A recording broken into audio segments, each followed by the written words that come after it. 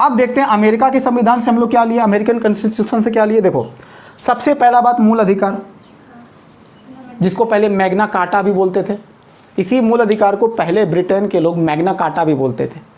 Magna carta का मतलब, Magna carta मतलब होता है एक विशेष अधिकार, एक ऐसा अधिकार जो आपसे कोई नहीं छीनेगा, इसलिए मूल अधिकार को मैग्ना कार्टा भी बोलते हैं। मैग्ना कार्टा मतलब क्या होता है, एक ऐसा अधिकार जो राज्य चाह करके भी आपसे नहीं छीन सकता है। ठीक है, तो मूल अधिकार कहाँ से लिया गया है, अमेरिका से लिया गया। और ये मूल अधिकार क्यों, अच्छा मूल अधिकार का मतलब क्या होता है कि राज्य चाह करके भी आपकी शक्तियों को कम नहीं कर सकता है, मतलब कि आप पर किसी प्रकार का रिस्ट्रिक्शन नहीं लगा सकता है। तो कुछ शक्तियाँ दी जाती है, जैसे जीने का अधिकार, स्वतंत्र रूप से घूमने का अधिकार, बोलने का अधिकार, प्रेस की आज़ादी जिसमें आता है।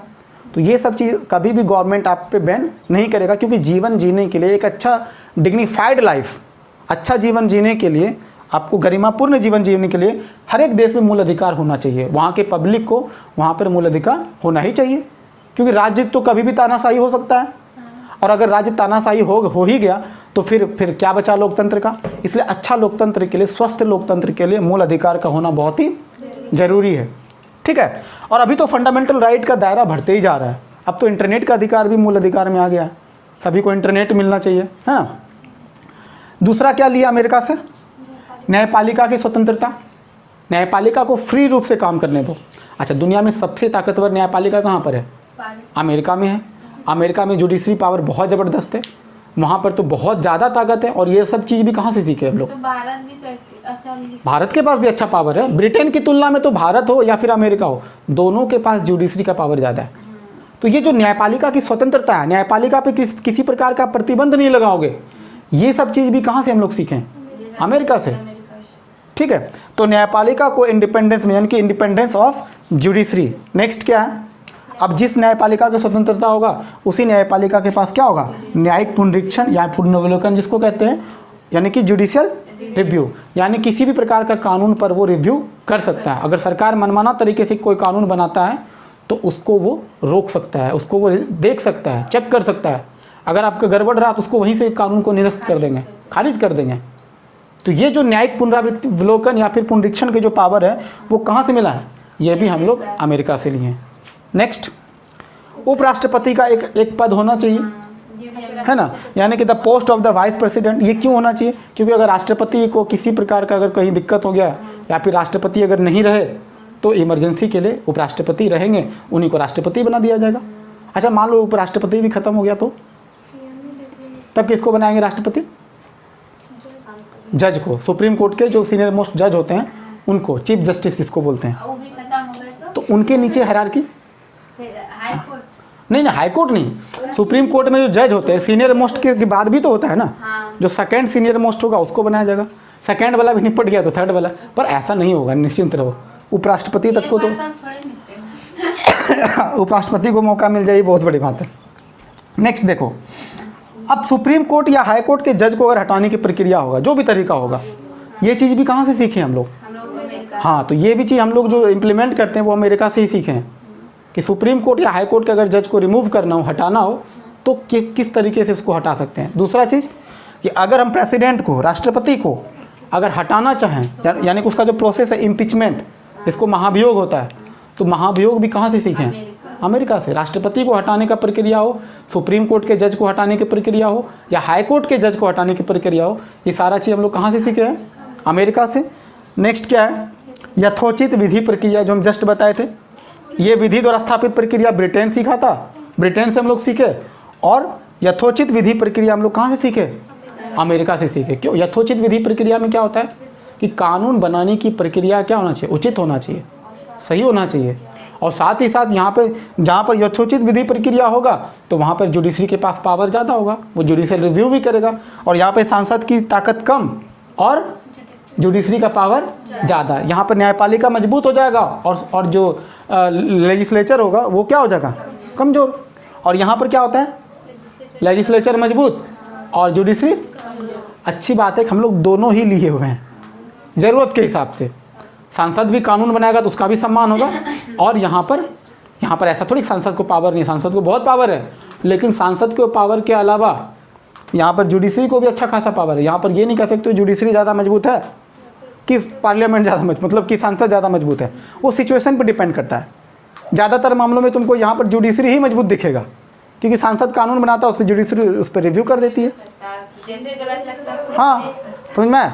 तो ये था हमारा क्या, अमेरिका का संविधान। अब इसको मिटाते हैं। अब इसके अलावा और भी कई सारे देशों के संविधान को हम लोग देखते हैं। ठीक है, पॉज करो। अब देखो, अब हमारा अगला क्या है, अब देखना है आयरलैंड के संविधान से हम लोगों ने क्या क्या सीखा। आयरलैंड से हम लोग क्या सीखे, सबसे पहले क्या है, राज्य के नीति निर्देशक तत्व, यानी कि डीपीएसपी, जिसको शॉर्टकट बोलते हैं। डीपीएसपी का फुल फॉर्म क्या है, directive principles of state policy. Principles का मतलब क्या होता है, सिद्धांत। किसका सिद्धांत, स्टेट का। स्टेट की नीति यानी कि राज्यों का नीति ऐसा होना चाहिए जिसके माध्यम से मतलब कि वहाँ के लोगों को कई प्रकार का प्रिविलेज मिलना चाहिए, विशेषाधिकार मिलना चाहिए। अच्छा, ये डीपीएसपी मतलब समझते हो क्या होता है?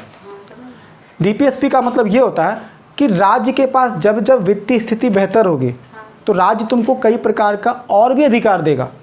जैसे एग्जांपल के तौर पे समान कार्य के लिए समान वेतन। अभी किस में लिखा है, डीपीएसपी में लिखा, मौलिक अधिकार नहीं है। मान लो अगर समान कार्य के लिए समान वेतन किसी को अभी नहीं मिल रहा है तो वो सुप्रीम कोर्ट नहीं जा सकता है।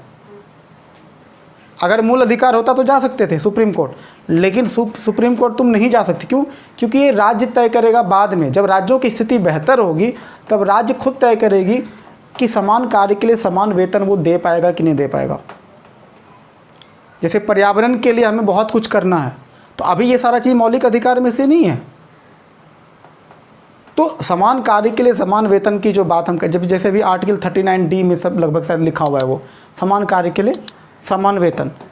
अब ये चीज़ राज्य की स्थिति, जो जिस भी राज्य का स्थिति अच्छा होगा वो डीपीएसपी में लिखी हुई सारी बातों को वो लागू करेगा। क्योंकि देखो डीपीएसपी में जो भी चीज़ लिखा हुआ है, डीपीएसपी में जो भी चीज़ लिखा हुआ है वो तभी लागू कर सकता है क्योंकि उसमें पैसा खर्च होता है। और शुरुआत में चूंकि हम लोगों को पता था कि डीपीएसपी में जितना भी चीज़ लिखा हुआ था वो एक समझो एक तरह से रिजर्व, फंडामेंटल राइट का ही रिजर्व चीज़ है। नहीं समझा कि राज्य बाद में वो ताकत आपको देगा। चूँकि उस समय 1947 में जब देश आज़ाद हुआ था तो हमारे पास उतनी अच्छी वित्तीय स्थिति नहीं थी। तुम देखना फंडामेंटल राइट में जितनी भी बातें लिखी हुई है उसको लागू करने के लिए क्या सरकार को पैसा खर्च करना पड़ता है। जैसे स्वतंत्रता का अधिकार, जीवन का अधिकार, उसमें सरकार को क्या पैसा खर्च करना पड़ेगा, नहीं करना पड़ेगा। लेकिन वही राज्य के नीति निर्देशक तत्व के अंतर्गत जितनी भी बातें लिखी सरकार को सभी में पैसा खर्च करना पड़ेगा। तो चूंकि वित्तीय स्थिति जब हमारे पास है नहीं तो हम वैसा अधिकार ही दे पाएंगे ना जो कि फ्री में मिलता हो। तो जो भी फंडामेंटल राइट में लिखा हुआ है अक्सर जो भी चीज़ वो सब चीज़ फ्री में मिलता है। धर्म का अधिकार मानो कोई दिक्कत नहीं है, तो धर्म का अधिकार मानने ना मानने में कौन सा खर्चा होता है तुम्हारा, मतलब सरकार का तो कोई खर्च नहीं होता है ना। शोषण के विरुद्ध तुमको अधिकार मिलेगा, ठीक है। तो सरकार को कहीं खर्च करना पड़ रहा है, नहीं खर्च करना पड़ता है। लेकिन सभी को रोजगार की गारंटी अगर बोलेगा सरकार, जैसे रोजगार की गारंटी की बात वो कहाँ लिखता है, डीपीएसपी में लिखा है।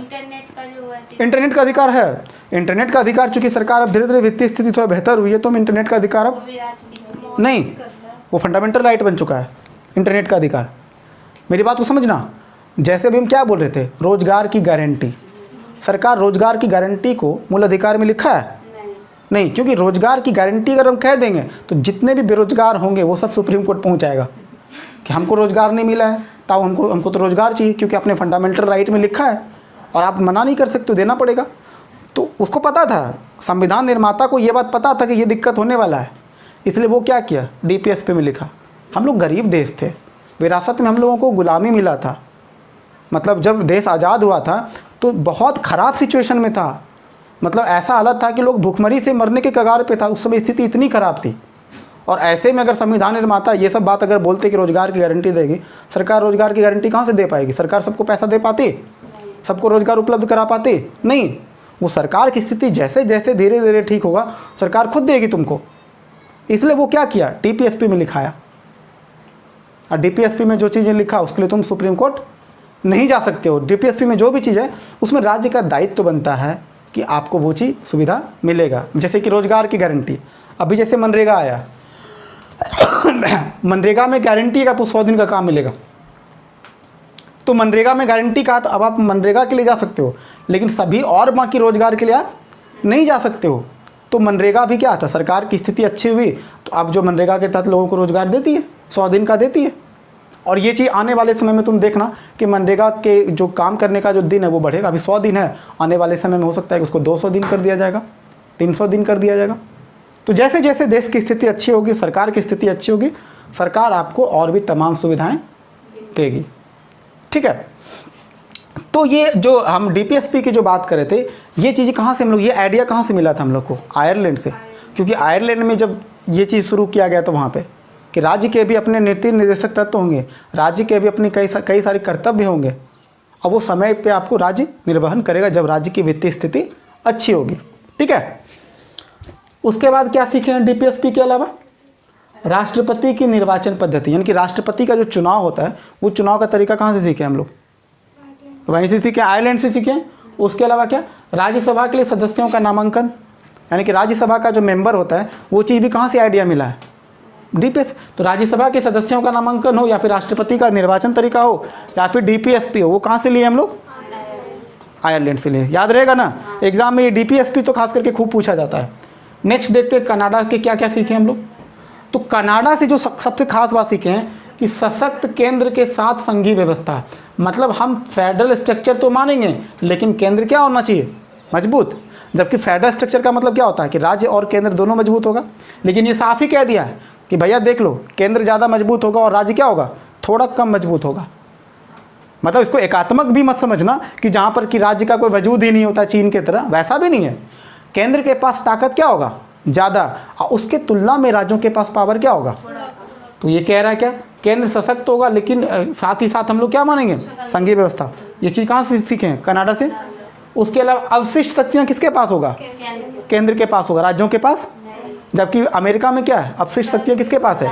राज्यों के पास है। यहाँ पर ये चीज़ कनाडा के संविधान में लिखा हुआ है कि अवशिष्ट शक्तियाँ किसको होगा? केंद्र के पास होगा। उसके अलावा केंद्र द्वारा राज्य के राज्यपाल की भी नियुक्ति होगी। राज्यपाल की नियुक्ति कौन करेगा? केंद्र करेगा। राज्य के स्तर पर जो राज्यपाल होगा उसका अपॉइंटमेंट कौन करेगा? केंद्र सरकार करेगी। राष्ट्रपति करता है ना, राष्ट्रपति ही तो राज्यपाल का नियुक्ति करता है। तो ये सब चीज़ भी कहाँ से सीखे? कनाडा से। नेक्स्ट क्या देखते हैं? उच्चतम यानी कि सुप्रीम कोर्ट का परामर्शी न्याय निर्णयन। इसका मतलब क्या होता है कि इसका जो भी जो निर्णय सुनाया जाएगा, सुनो ध्यान से, सुप्रीम कोर्ट जो भी निर्णय सुनाया जाएगा वो कैसा होगा? परामर्शी, एडवाइजरी टाइप का होगा, आपको सलाहकारी टाइप का होगा, परामर्श देगा कि आपको ऐसा करना चाहिए। तो सुप्रीम कोर्ट का जो भी न्यायालय का जो भी फैसला होगा वो कैसा टाइप का होगा? परामर्शी। ये सब चीज़ कहाँ से हम लोग लिए थे? कनाडा से। लेकिन धीरे धीरे बाद में क्या होने लगा कि सुप्रीम कोर्ट का जो निर्णय था वो अब क्या हो गया? परामर्शी टाइप का केवल नहीं होगा, अब आपको मानना पड़ेगा। ठीक है, तो न्यायालय। अच्छा, उसके बाद ये भी चीज़ है कि सुप्रीम कोर्ट का जो डिसीजन होता है, जो भी दिया जाता है, वही यहाँ पर हाई कोर्ट का डिसीजन भी देना।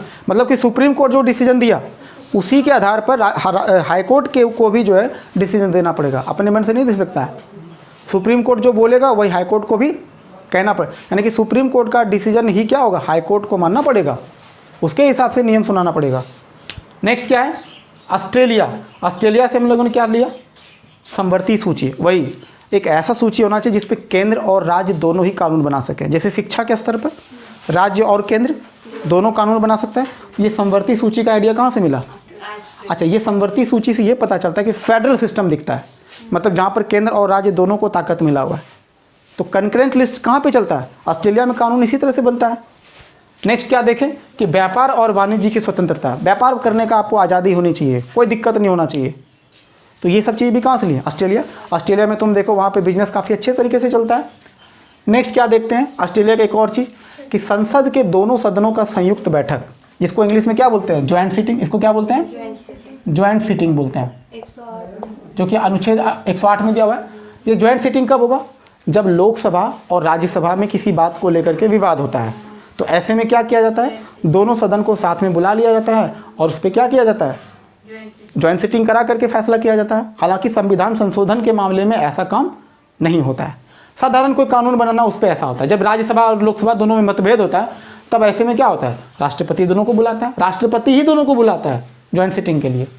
ठीक है, अनुच्छेद 108 में ये दिया हुआ है, पढ़ेंगे आगे चल के। नेक्स्ट देखो, जर्मनी से हम लोग क्या सीखे? एक ही चीज़ देखना है, अगर इमरजेंसी का टाइम आया तो फंडामेंटल राइट आपका खत्म हो जाएगा, मूल अधिकार खत्म, सीधा सेना का, देश का, सेना का शासन चलेगा। फंडामेंटल राइट के लिए फिर आप सुप्रीम कोर्ट मत दौड़ना। देश में स्थिति खराब है, युद्ध की माहौल है, अराजकता का स्थिति है, तो फंडामेंटल राइट आपको जो जो गारंटी दिया है राज्य, वो सब फंडामेंटल राइट क्या होगा, ऑटोमेटिक खत्म हो जाएगा। ठीक है। उसके बाद क्या है, भूतपूर्व सोवियत संघ, जो अभी का जो रसिया है वही पहले क्या था, उसको पहले यूएसएसआर बोलते थे। ठीक है, रसिया, पुराना रसिया, जिसमें हम लोग कजाकिस्तान और तुर्कमेनिस्तान सब पहले रसिया का ही पार्ट हुआ करता था, बाद में अलग हो गया, 1991 के बाद अलग हो गया।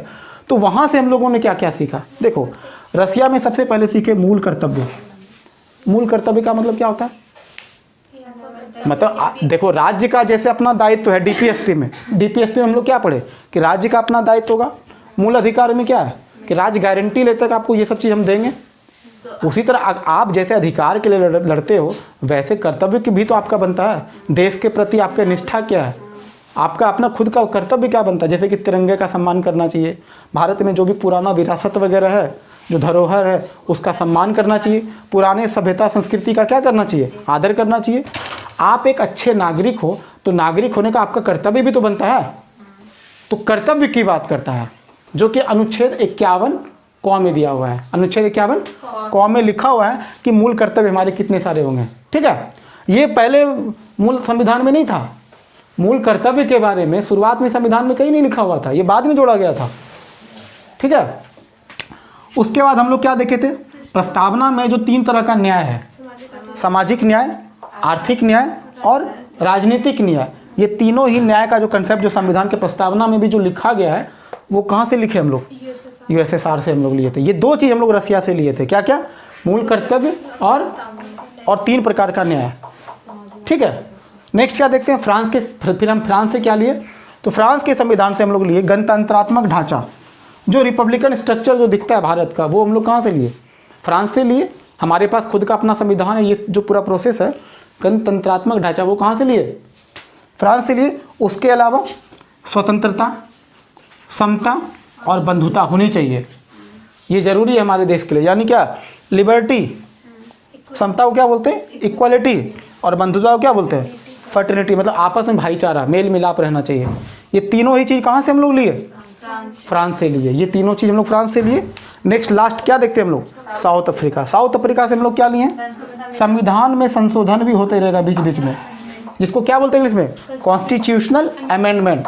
ये संविधान खुद ही कहता है, संविधान में एक अनुच्छेद है, अनुच्छेद 368, वो खुद कहता है कि समय के हिसाब से, जैसे जैसे टाइम बीतते जाएगा, समय के हिसाब से आप संविधान में संशोधन भी कर सकते हो, और संविधान में संशोधन करने का प्रोसेस उसमें दे रखा है। ठीक है, तो संविधान में संशोधन क्यों है, क्योंकि समय के हिसाब से टाइम बदलता है।